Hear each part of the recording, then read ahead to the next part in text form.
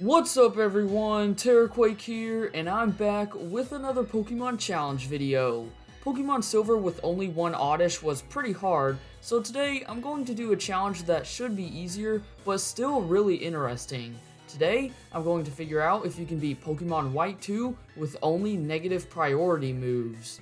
Just in case you don't know what a negative priority move is, it's a move that will almost always go second in battle unless the opponent uses a move that has a lower priority. So according to Bulbapedia, these are all of the priority moves in Generation 5. The moves that have negative priority are indicated by a negative number.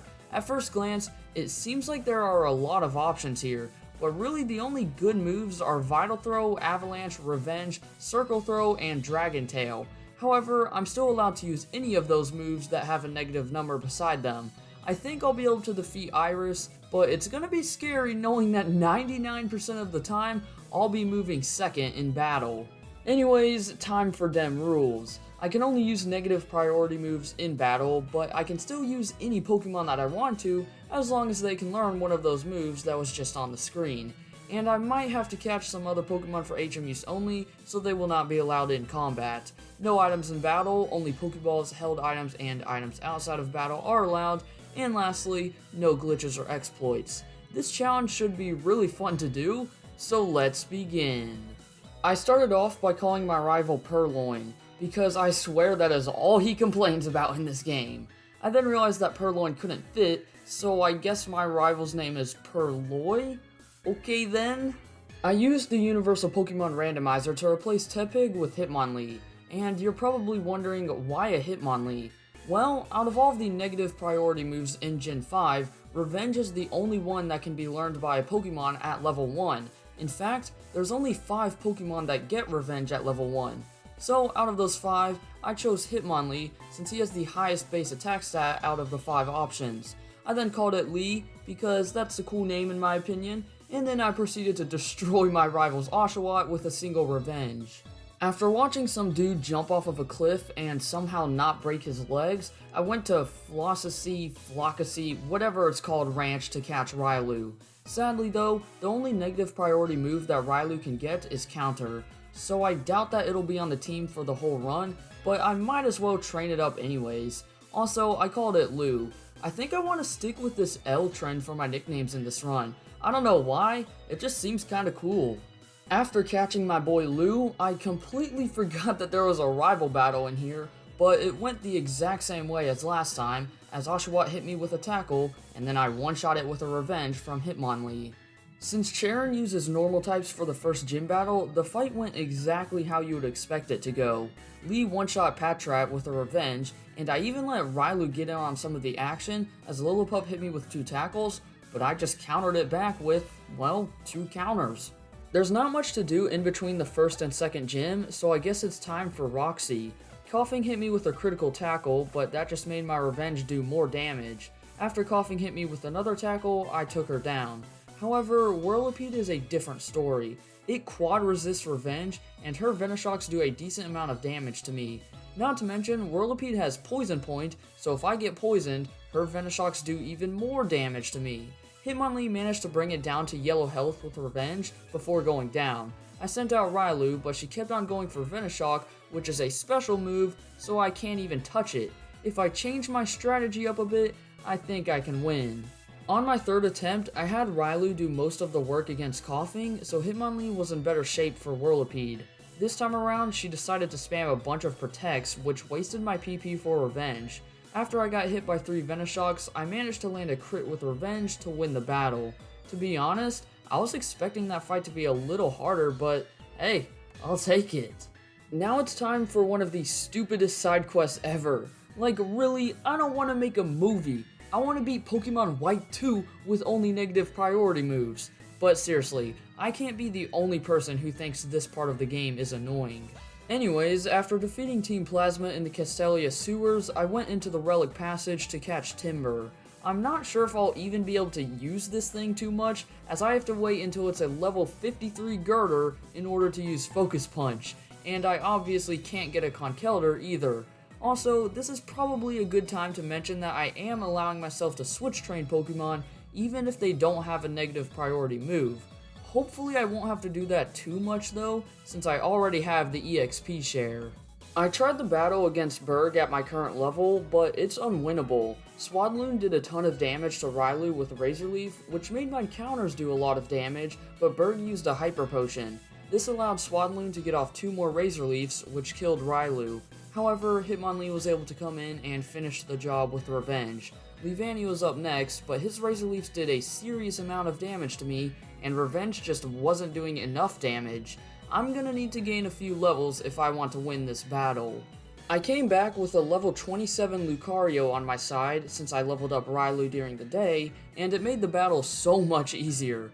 It took forever to kill Swadloon since now its Razor Leafs barely did anything to me, but eventually he did go down. I managed to get off 2 more counters before going down to Leavanny, so I switched to Lee. 2 more hits with Revenge took down Leavanny, so Dwebble was out last. However, it couldn't take a hit to save its life, so I easily won the fight. I do want to say that I tried this battle with my whole team at level 25, but I still lost to Leavanny, so I knew that my only hope was to evolve Railu. While making my way through Route 4, Colress wanted to battle me, but since both of his Pokemon were Steel types, it wasn't even a challenge. Time for the 4th gym battle against Elisa. Emolga immediately went for a Volt Switch, so my counter didn't even work. Zebstrika then used Flame Charge, which did a ton of damage to Lucario, but that made my counter do even more damage. However, since I was already low on health, she finished me off with another Flame Charge. I sent in Lee, and Zebstrika used Volt Switch, so I ended up hitting Flaffy, and then Flaffy used Volt Switch, so I killed Zebstrika. Flaffy then used Takedown, so I managed to kill it with a Revenge, so last out was Emolga. Volt Switch did some good damage to me, but luckily I was able to hang on with 14 HP to win the battle with another Revenge. While I was going through the gym in Driftville City, somehow Girder evolved. I really don't know how, but he did. Anyways, it's time for Clay. Krokorok only used Torment, so I easily one-shot him with Revenge. I switched to Lou for Sandslash because I knew that his Bulldozes would do a ton of damage to me, so I could take him down with a single counter. Last out was Excadrill, and I got off a weak counter before going down to Bulldoze. Lee got hit by another Bulldoze, but I was able to finish off Excadrill with another Revenge. After the gym battle, you have to do the whole Pokemon tournament stuff, which, by the way, I think it's a pretty cool concept. Anyways, I decided to not show any of the battles in here, even though they are against some important trainers, just because they were all really easy, so I didn't think that there was any point in showing them. In the Mistralton Cave, I went ahead and caught myself an Axew. You see, once I defeat the 7th gym leader, I'll get the TM for Dragon Tail, and once I evolve Axew into a Fracture, he can learn Dragon Tail, which will be very nice because I will finally have a non-fighting type move. For now though, I just need to keep chugging along. After fighting a bunch of trainers north of Mistralton City, I decided to take a shot at the gym. Swoobat was up first, but luckily it uses a lot of physical moves. However, Skyla used a Hyper Potion, which allowed Swoobat to bring me all the way down to 25 HP before dying to another counter. Skyla's next Pokemon was Swanna, and here's where the battle just goes downhill. Hitmonlee was able to do a good amount of damage with Revenge, but Swanna has a Citrus Berry, and since I always move second, it's impossible to take down. I also can't use Lucario against it, since she only uses special attacking moves. I definitely need to do a bit of grinding if I'm going to win this fight. After getting Lucario to level 49 and Hitmonlee to level 50, I tried again. Swoobat got a crit with Heart Stamp, so my counter brought her down to healing range. After Skyla used a Hyper Potion, I hit Swoobat with another counter, and then she got another critical hit, but this time it was with Acrobatics. Of course, I still managed to kill it, but I was only left with 44 HP. Since Lee was a lot higher level compared to last time, Revenge did a lot more damage to Swanna, even when I didn't get hit first. She tried to save herself by spamming Roost, but eventually Swanna went down. Last out was Skarmory, but it could hardly put any damage on me, so 2 hits from Revenge won us the battle. Before leaving Undella Town, Purloy wanted to battle me. Unfazant immediately went for an Air Slash, but that just powered up my Revenge, so I easily one-shot him. Since I knew Simisage would only go for physical moves, I decided to give Lou a chance. Seed Bomb wasn't doing much damage to me, so after he used a Hyper Potion, a few more counters did the trick. Last up was Samurai, and I got off a powerful counter before I decided to switch to Hitmonlee. The best thing that Samurott could do was Aqua Jet, so I easily finished him off with a Revenge. And just like that, it's time for the 7th gym. I started with Lucario since I knew that Druddigon only had physical moves. We kept on trading hits with each other, and then Drayden used a Hyper Potion, but on the next turn, Druddigon used Revenge, so my counter did a bunch of damage. Another counter took him down, so Flygon was up next. I tried to use Larry now that I had Focus Punch, but Flygon kept on using Earth Power, so Conkeldurr went down. Yeah, that could have easily been avoided. Lee came in and one-shot Flygon, so last out was Haxorus. And you know, Haxorus is supposed to be Drayden's biggest and toughest Pokemon on his team, but he kept on using Dragon Dance, so I easily won the fight with a few hits from Revenge. I think that same scenario with Haxorus happened in my Shelmet and Karrablast challenge. That's just hilarious. After the 8th gym, there's a cool cutscene with Team Plasma freezing Opelucid City. I'm not really sure what their goal is, but like I said, it's a pretty cool cutscene.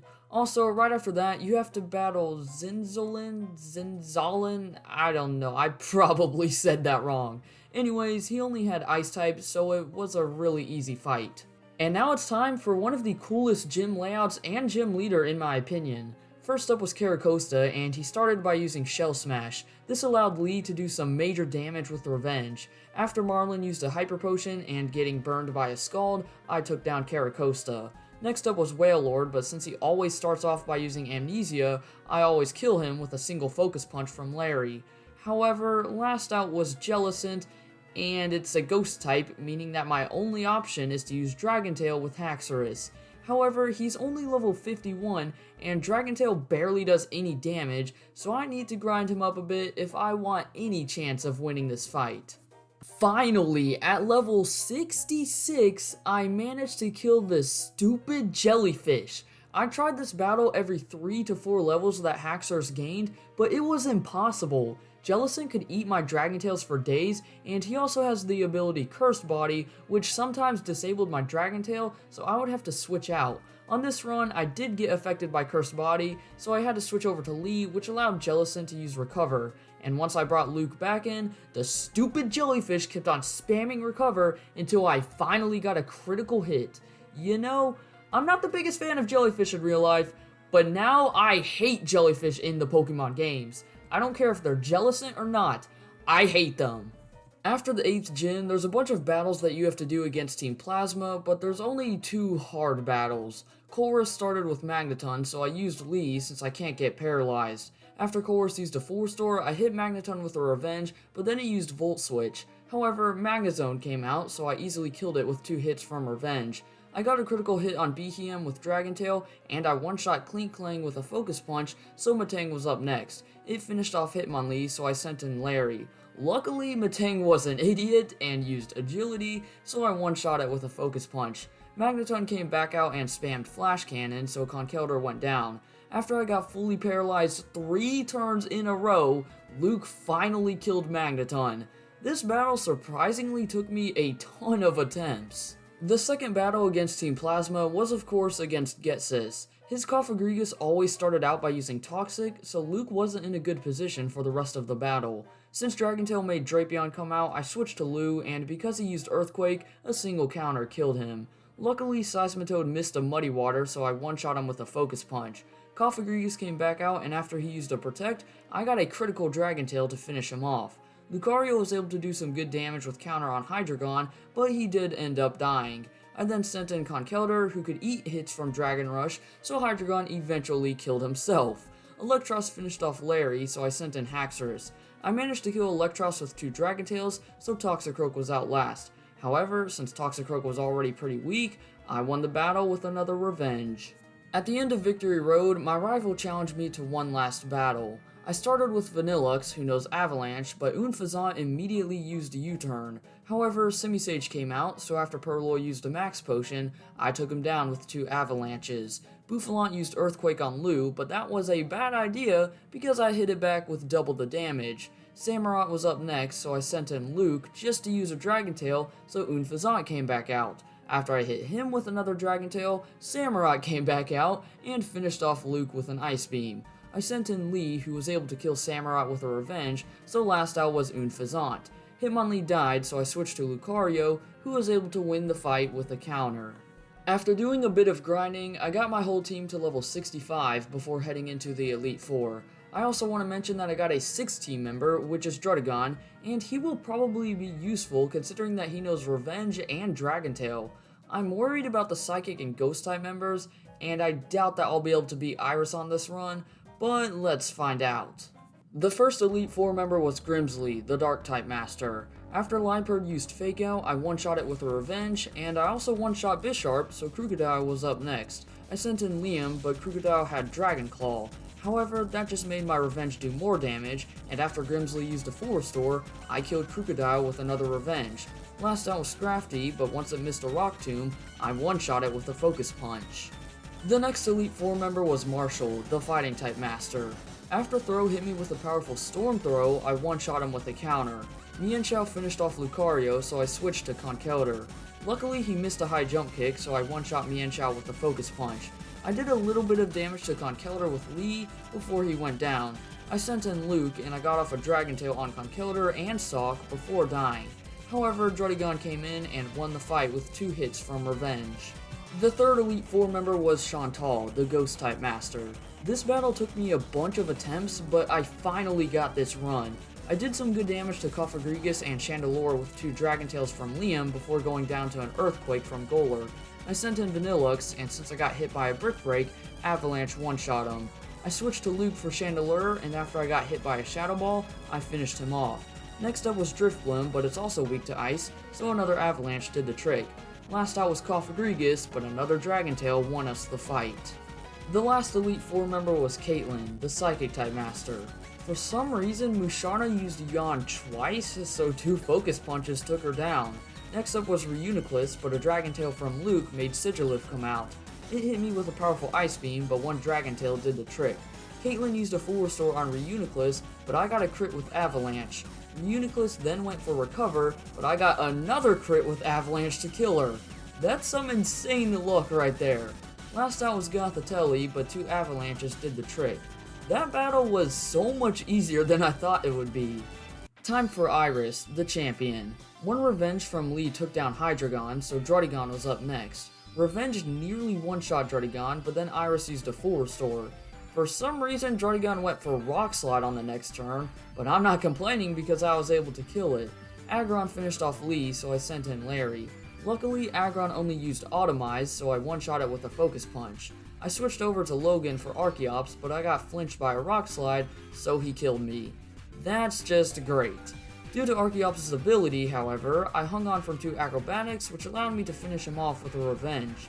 I then got extremely lucky with Lapras, as she missed Sing, so I one-shot her with another Focus Punch from Larry. Last out was Haxorus, but since she used Dragon Dance twice, I won the fight with 2 more Focus Punches. Why is the AI awful whenever the opponent has a Haxorus? I actually had a lot of fun doing this challenge. It was interesting having to go second a lot of the time, but I'd say it was a little easier than I thought it would be. However, there were still a lot of surprisingly hard parts in this run, like the battle against Berg. Anyways, I'm not sure what I'm going to do for my next challenge, so be sure to leave suggestions down below in the comment section. And if you want to see more of my challenge runs, then check out the playlist that I left a link to in the description. For now though, if you guys did enjoy this video, then be sure to drop a like, subscribe, and hit that bell to see more. And until next time, deuces!